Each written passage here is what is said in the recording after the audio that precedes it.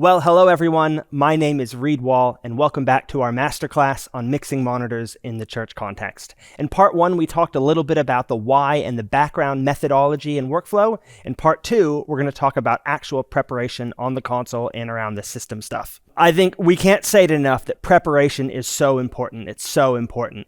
So before I show up to a service, I make sure all the inputs and outputs are labeled, that the console's ready. I get mixes dialed in. I may even have some EQ and compression that I've kind of set up where I know it's going to land. I make sure my console is line checked. I make sure everything's working technically. So when the worship team shows up, I'm ready to focus on mixing for them. Gain structure is one of those things that's actually such a big deal. If there is one technical skill that we need to mix monitors well, is we have to nail gain structure. What do I mean by gain structure? Gain structure is the way we look at signal level flowing in from the stage inputs into the various converters, into the console, all the way through the console, through various mixes, and out to the in-ear hardware. It's real important that we have good gain structure, managing that level in all the right places. If it's way too quiet at the front end, we might have to turn our preamps too much up too much, and we'll get this noise floor. If it's way too quiet at the back end, it might mean that people's mixes aren't loud enough. So it's important that we get that right. From my perspective, I try to have all the mixes on the console sitting at a similar level. And then from there, the guys can then move their volume knobs to suit their needs. Now, obviously, I'm making mix adjustments as they ask me to, but my overall volume, I'm trying to keep consistent, which is a little bit tricky when you've got a mixture of wireless in-ears and wired in-ears. So the short version of where I've gotten to is with various in-ear packs, I've learned that the Shure P9RA, and I set that to aux. These days, I'm mostly using the Neve RNHP as the wired headphone amp, which doesn't have any level controls. For wireless, I'm often on the Shure PSM900 or PSM1000, and I've learned to set the input sensitivity there to about -16, and I engage the high gain mode on the pack. And where I've landed is that leaves me with my wireless stuff and my wired stuff sitting pretty close. So about 5 on the wired pack the drummer's listening to is about the same volume as 5 on a wireless pack that maybe I'm listening to or a guitarist is listening to.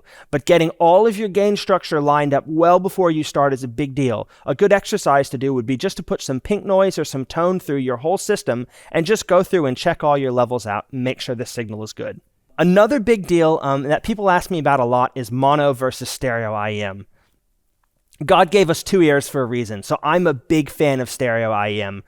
Sometimes you find yourself in a spot where the sound desk you have doesn't have enough outputs to do everything on stereo, and that's a real challenge. I think when I'm designing systems from the ground up, I'll design everything to be stereo, and often that means that maybe I need to put the band on, some of the musicians on like personal monitor stations where they mix their own ears. And if that's the trade-off I have to be able to make to put everybody on stereo, that's what I'll do. But I'm real passionate that with the content we're doing with a bunch of guitarists and tracks and click and cue and a bunch of singers, keyboard players, there's so much going on. I just can't do that in mono. So always stereo. All right, next we're going to look over at the console. So let's check out the board. Okay, so we are now sitting at the console and looking through how we get ready for a sound check. So as I mentioned earlier, all my inputs are labeled, all my outputs are all labeled, I've line checked, and I'm going to go through how I actually build mixes. So all faders are down, and I will start building mixes. So this is the drummer's mix, which you can see here. So in the drummer's mix, the bulk of the drums are sitting kind of just below unity, right? In the drummer's mix. And they're kind of panned as he sees them. Bass guitar is down a little bit from there. Next page, the 2 of the 4 electric lines are in his mix, 2 of the 4 electric lines, so the primary lines are there, but the inside lines are not there. I'll go through more guitars more in a minute. They've got keyboards there, all happening. So that's all set up. We go to the bass guitarist mix again. The The bass guitarist has a nice mix of drums all set up and dialed in, as you can see here. And they have them panned just like the bass player does. And then they've got themselves. Bass player has bass up just near unity. Onto our second page. Similar to the guitarist, similar to the drummer, the guitarist has the bass player has the two guitar lines up at about just a little above -10, but they do not have the middle pair. They only have the outside pair. I'll go through guitars more when we get there. They've got some keyboards. They've got some acoustic, all dialed in down a bit, but they've got it there. We look at the guitarist mix. The guitarist has all the drum kit. Again, it's a bit down from 0, right? Now, I talked about guitars a minute ago. When I build the guitar faders, so over here, the guitarist, as you can see, they have their lines, guitar 1A and guitar 1B, panned hard left and panned hard right. So that is there and there, right? They've got them panned hard left and right.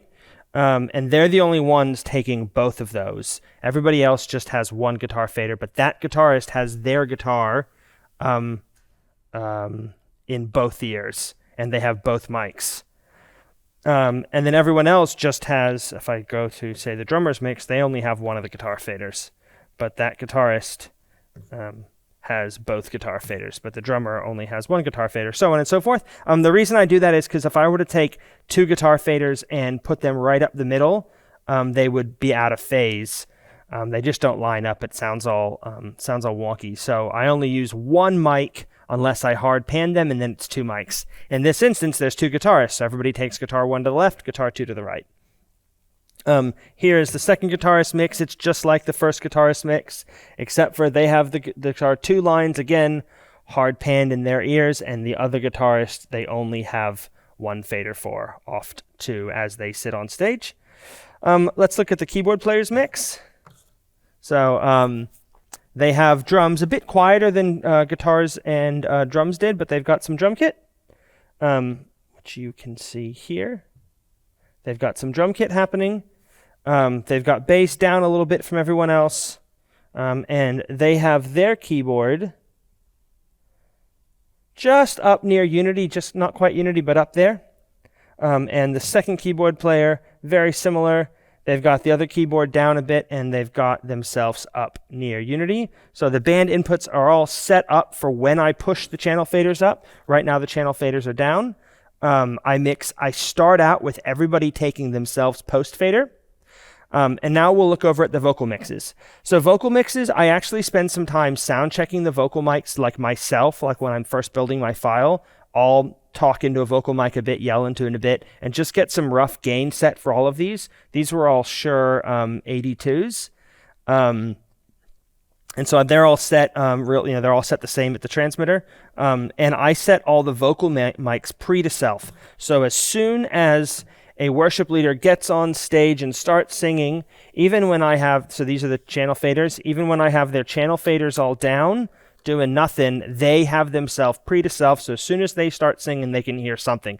Gain might not be perfect, level might not be perfect, but they can hear something. So in the worship leader mix, and all the vocals really are pretty similar. They've got a bit of drums.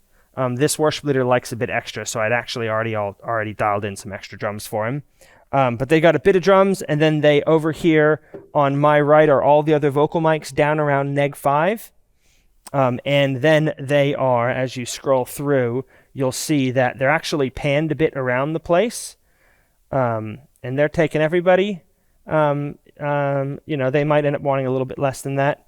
But so I'll back that off. But that's roughly how I start them. So they take themselves pre and everybody else post. And as I go through a few other mixes, you'll see that's consistent. So here's Worship Leader 2's mix. Again, they're taking themselves pre and everybody else post. So those levels are all set up and ready to go. So right now, every vocalist, as soon as they pick up the mic, they'll hear themselves, but they won't hear any other vocals. Sometimes I will set up a bit of high-pass filtering But in this instance, I've got those wind out so I can demonstrate. So the EQs are starting off pretty flat. When I have a file dialed all in and ready to go, I would normally have a bit of EQ and high-pass filters. But for today, I'm leaving, at least on the drums and rhythm section, I'm leaving the high-pass filters a little more relaxed so I can demonstrate how I do it. There's a little bit of compression ready to go. But that is console prep. So I've got mixes dialed, and we are all ready for a sound check. Well, thanks, everybody. That was my overview on my approach to mixing monitors in the Sunday context. I hope it was helpful. Remember, it's all about serving the platform team so they can serve the congregation, being a team, helping people get what they need out of their in-ear mixes. I know there's going to be a fair bit of time where people are going to be unsure what they want, unsure what they need. Remember, it's your job to do your best to be helpful and try to consider not just how things sound, but what's going on around the room and in the situation, and help keep the main thing, which is the main thing, and focus on the little musical details they need so they can lead the service well. Thanks so much for coming. I hope you enjoyed it.